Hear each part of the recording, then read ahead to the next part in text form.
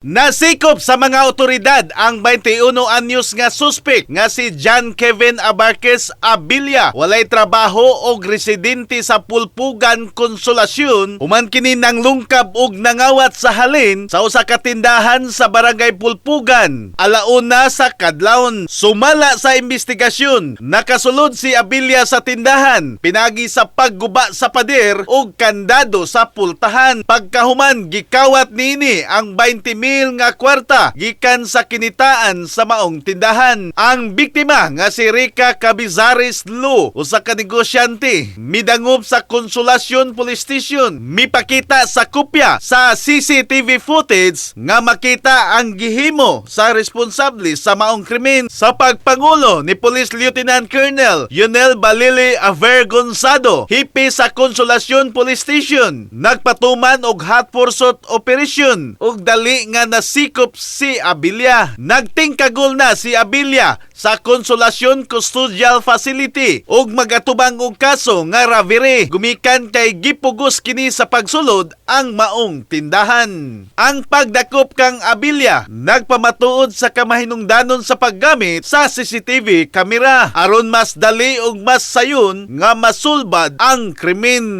In the heart of changing lives, ako si Brigada Alan Tangkawan sa 90.7 Brigada News FM Cebu, the Music and News Authority.